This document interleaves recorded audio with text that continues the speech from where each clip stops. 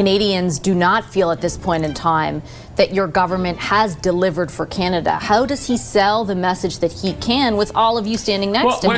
LNG. I can't tell you how many world leaders in the last year I interviewed from Germany, from Greece, who told me, yes, we would be willing and happy to accept Canadian LNG. We need it. And the Prime Minister kept insisting that there's no business case for it. And you would be? You would be working together very closely? Oh, yes. Okay. Well, that's the essence of a partnership. Okay. This is more than an endorsement. This is a partnership. You know, I was leading to be a contender myself. So far, Carney is leading the way with high-profile endorsements, securing the support of multiple Liberal cabinet ministers. Today, he adds another one. Industry Minister Philippe Champagne is endorsing the former governor of the Bank of Canada, and he is with me here in studio to talk about that and much more. Minister, good to see you. There's so much to talk about when we come together. There is imagery of the last number of years of you being in cabinet, leading on the economic file next to Chrystia Freeland, the former finance minister, who was also, you know, kind of your partner in those endeavors. Why are you choosing to endorse Mr. Carney over her? Well, I have a lot of respect for Chrystia, but I would say I've known Mark for a long time as well. And the reason, because, you know, I was a contender. So for me, I decided to endorse a candidate which shared the same vision of Canada, an ambitious Canada, a confident Canada, a prosperous Canada. We both know how to negotiate. We both have a relationship in Washington.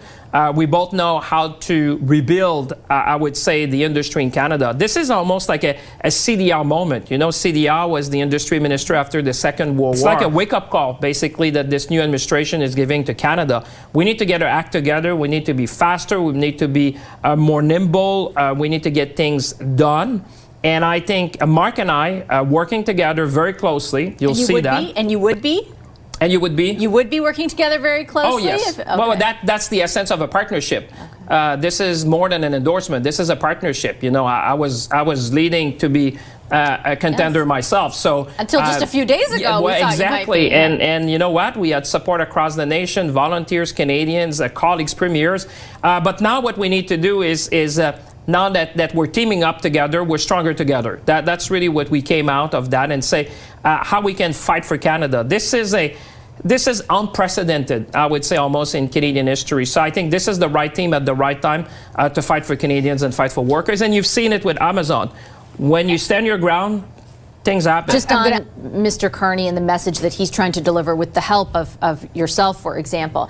Look, he started talking a lot, you know, in advance of the official declaration and when he launched his campaign about being an outsider.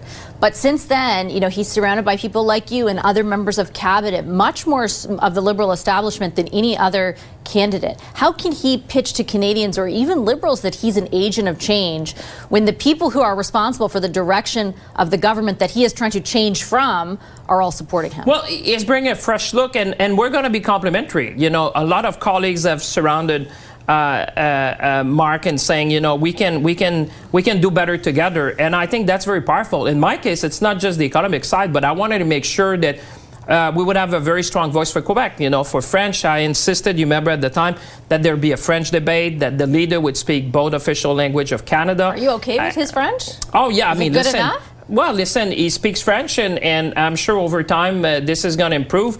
Surrounding himself, I think he's made the smart choice to add voices around him. He understands that he comes with a fresh background, but he needs to be to have colleagues who can, you know, Quebec is a great example, like other regions of the country that need to be heard.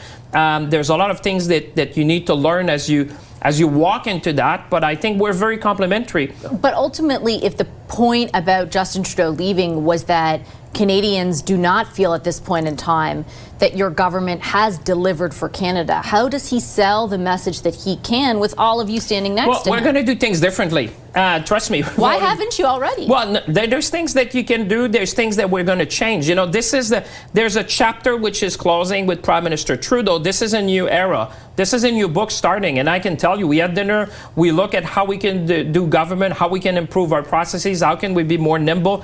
This is like I said, it's a wake-up call for Canada. You know, you've heard the words of the president with respect to Canada. for me, I said, let's build now. We need to build infrastructure. We need to diversify our economy.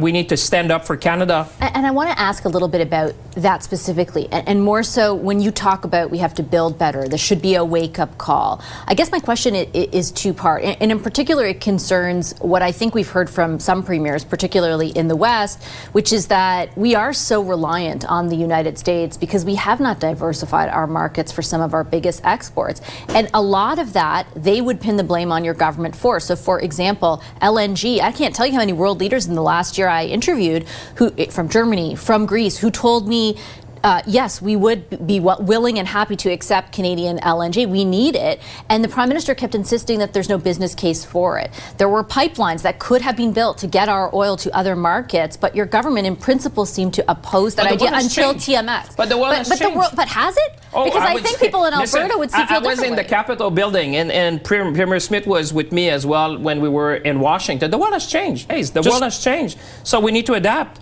The worst thing would be to do the same thing and expect a different result. If the world has changed and we need to get more access for our resources to market, let's do that.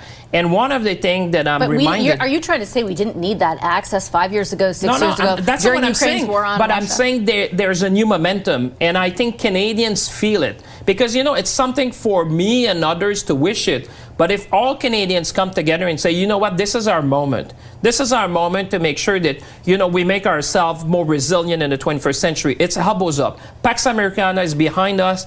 Everyone for himself. This is a new world order. You've heard that. You've heard the president's speech at Davos. So we're going to get our act together. We're going to do things perhaps faster than we ever done. A liberal government would be open to getting LNG out to other markets, to more pipelines, to be explicit, because and I just have to gently challenge you, because I take your point that things have changed. I wouldn't disregard that.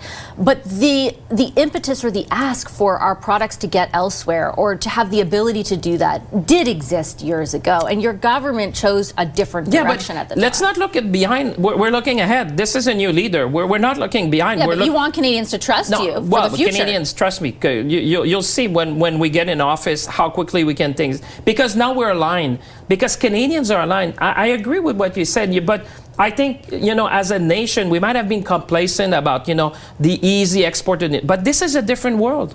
I think Canadians, people will realize, people watching, I would say it's different.